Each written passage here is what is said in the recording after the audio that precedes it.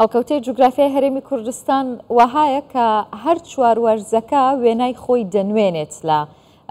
تەواوی ناوچەکان بۆ ئەوەی کە بزانین چۆن سوود لە کەشوهەوای هەرێمی کوردستان وەردەگیرێ بە تایبەت بۆ گەشتیاری زستانە. بەڕێز ئەمەل جەلال سەرۆکی دەستەی گەشت و گوزاری هەرێمی کوردستان ڕاستەخۆ لە هەولێرەوە میوانمە. ئەمەل خان زۆر بەخێر بێ بۆ کوردستان 24 دەکرێت سەرەتا پێم بڵێ چۆن سوود لە کەشوهەوای هەرێمی کوردستان و هەڵکەوتەی جوگرافیای هەرێمی کوردستان وەردەگرن بۆ گەشتیاری زستانە. زۆر زۆر سپاس. هیوادارم هەمووی لە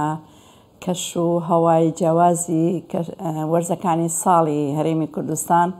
ئاسوودەیی و ئارامی دەرونی و خۆشگوزەرانی تیا بەسەر بەرین. پشتیوان بەخوا هەرێمی کوردستان وەکو لە ڕابردوو تا زەختمان لێکردێتەوە هەموو ڕێگەزەکانی گەشت و گوزاری تایە و بابەتی گەشت و گوزاری پاییزە یاخود بابەتی گەشت و گوزاری زستانە لە ڕابردوودا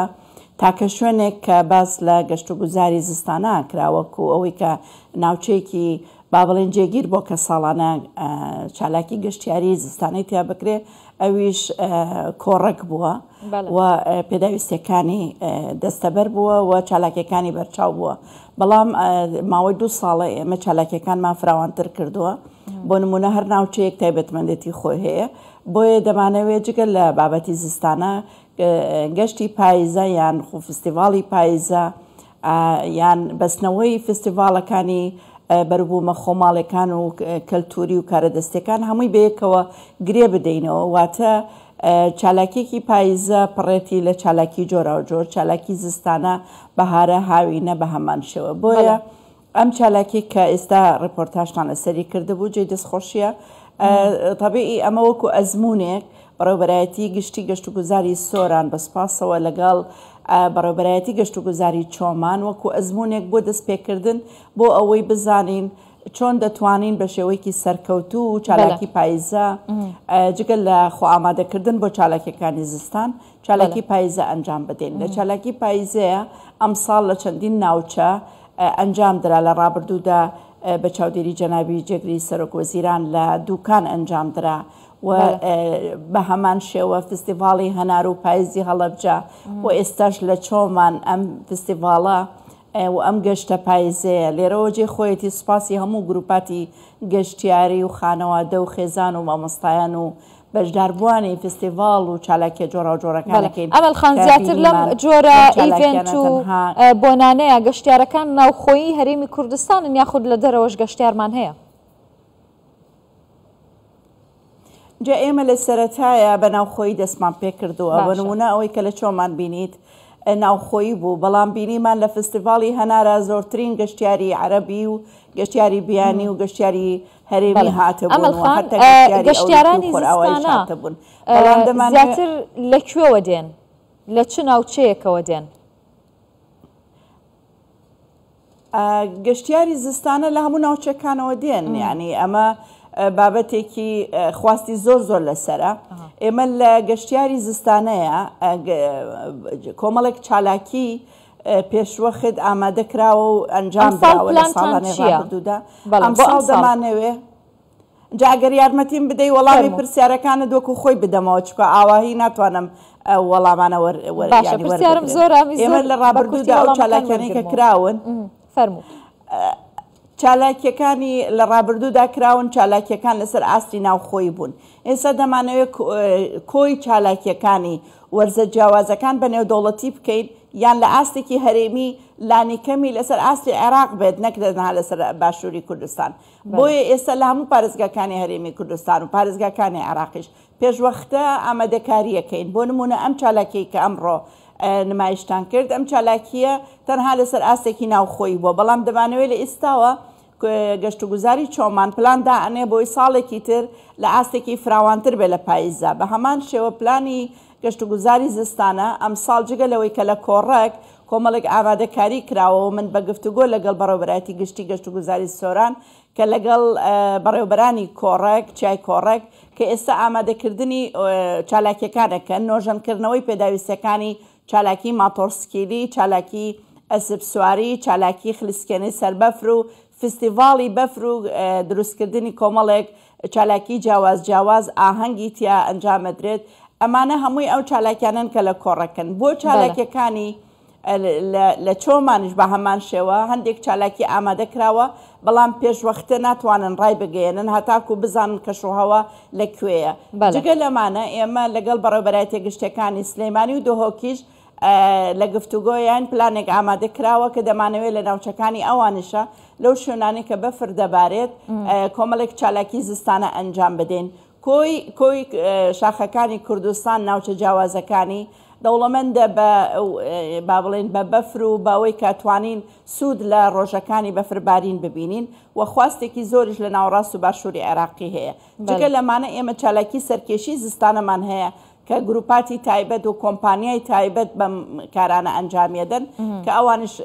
کۆمپانیا گەشتیارەکانی تایبەت بە چالاکی سەرکێشەکانن کە بابەتی چالاکی ئاویە چالاکی بەفریە و زۆر چالاکی تر کە ئێمە دڵنیاین انشاءالله پشتیوان بەخوا ئەوانە هەمووی ئەنجام زۆر باشە ئەمەل خان ڕەنگە دابینکردنی پێداویستیەکانی ناوچە گەشتیاریە زستانەکان زیاتر بێت لە گەشتیاری هاوینە بەشێک لەو ناوچە گەشتیاریانە کە گەشتیاری زستانان کەم و کورتیان هەیە چی ئەکەن بۆ ئەوەی ئەم ساڵ ئەو کەم و کورتیانەش چارەسەر بکەن بەتایبەت لە ڕێگاوبان لە شوێنیمانەوە لە هەموو بوارەکاندا وەکو باسم کرد لەبەرەوەی ئەمانە ئەزمموی بوون لە ڕابردوودا بەڵام لە ئێستاوە بەر لەوەی بکەینە وەرزی بەفربارینەوە ئامادەکاریەکەین لەگەڵ وزارەتە پەیوەندیدارەکان بەڕێوەبەرایەتە پەیوەندیدارەکان و تیمی هاوبەش ئەنجامەدەین بۆ ئەوەی گەشتیاران کە چالاکیەکان ئەنجامەدەن هەموو پێدەویستەکانیان دەستەبەر کرابێ لە ڕووی مانەوەوە لە ڕووی هاتوچۆوە لە ڕووی فریاگوزاریەوە لە ڕووی با بڵێن میدیاییەوە هەموو ئەمانە و لە ڕووی بەشداریکردنی هەمەلایەنەی کۆمپانیا و گروپە گەشتیارەکان و چالاکیە گەشتیارەکانی جیاواز لەوە و لە هەمان کاتشە بە هەماهەنگی لەگەڵ هونەرمەندان و وەرزشکاران و با بڵێن سندیکا جیاوازەکانی چالاکیە هونەری و چالاکیەکانی پەیوەست بە کەرتی گەشتیاری کە دەتوانین سودمەند بین بە هەمان شێوە لەگەڵ هونەرمەندانی گۆرانی بێژ و هەموو ئەوانە دەبن بە بەشێک لە تەواوکردنی پێداویستەکانی چالاکی زستانە و لە ڕابردوشدا ئێمە ئەزمونێکی بچووکمان هەبوو لەگەڵ بەڕێز کاگرۆستەم ئاغالە کە پێشانگایەکی کردەوە لە گۆمی فێڵاو دەمانەوێت جگەلەوە کۆمەڵێک چالاکی تر کە لە بەفر خۆی دەتوانین شاکاری جیاواز دروست بکرێ بانگشتی پەیکەرتاش و هونەرمەندەکان بکرێ و مۆزیکزانەکان و هەموو ئەوانەی تر بۆیە ئەم ساڵ دەمانەوێت بەش ئاستێکی